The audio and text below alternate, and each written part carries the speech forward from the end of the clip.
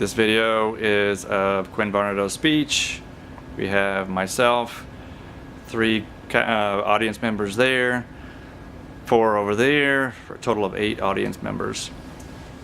Do you remember a time in your life when you completely misunderstood somebody or were misunderstood because you couldn't see the person's face when you were speaking to them?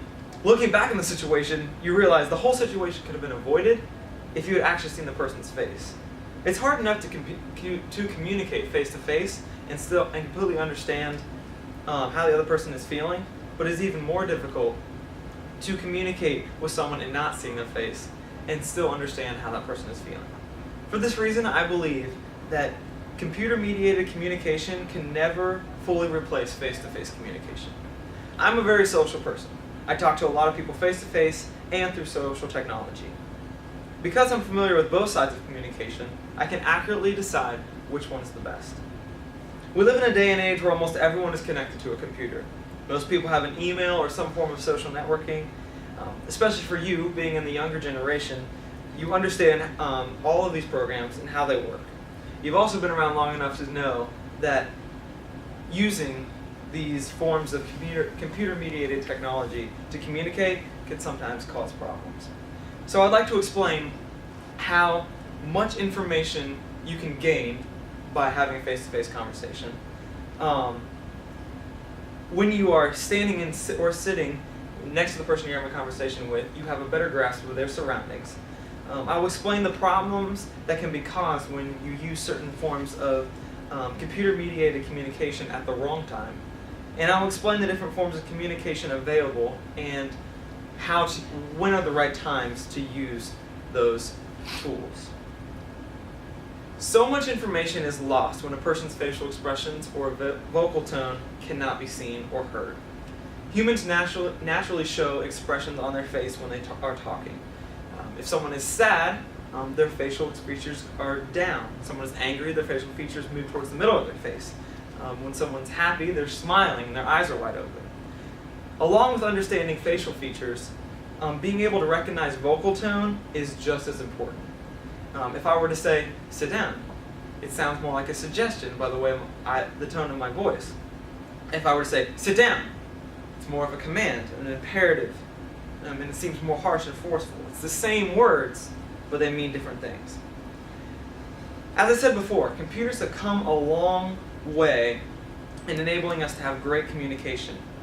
When it is impossible for 2 people to be in the same place, however, computers have come to the point where we can have video chats and face-to-face, where it simulates a face-to-face conversation. Here's the problem with this kind of communication. Everything that you see is dictated by how wide the camera lens is. For example, take that for instance. I made a gesture to the back of the room as if I had seen something in the back of the room, and you read my face and saw that I saw something, so you turned around to see. You, being in the audience, being in person, understood that. However, my teacher, who will be watching this via video, will not be able to understand that because she can only see what the camera allows her to see. I will go ahead and include Facebook and Twitter and Facebook messaging, Instagram posts, and Snapchat in the category of text messaging. With text messaging, there is no facial expression included, and studies show that 93% of communication is nonverbal, and all of text messaging is nonverbal. According to Dana M. Boyd and Nicole B. Ellison, their studies show that relationships that exist only through social networking are typically the weakest forms of relationships.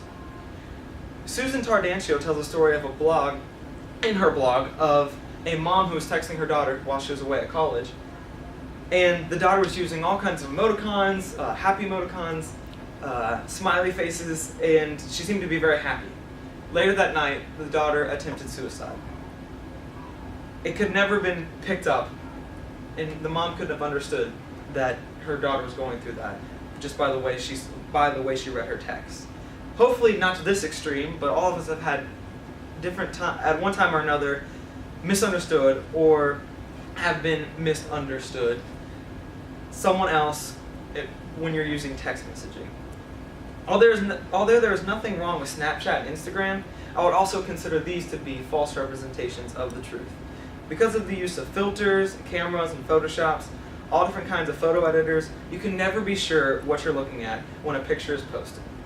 I believe there's nothing wrong with editing photos, but when you're trying to fully understand how someone is feeling, it's best to be basing it off information that is not altered. You might be thinking, man, I need to get with the times. I need to realize that people are now using technology to communicate more than ever. Let me repeat myself by once again saying that there is nothing wrong with computer-mediated communication. The point I'm trying to make is that there's a time and place for these. Whenever it is possible to have a face-to-face conversation, make sure you do it. It is the best way to communicate. When it's not possible to have a face-to-face conversation, choose wisely on which form of computer-mediated communication you use. Remember, you will become well-informed when you have a face-to-face conversation. You will have a better understanding of the surroundings and the context of the conversation you're having.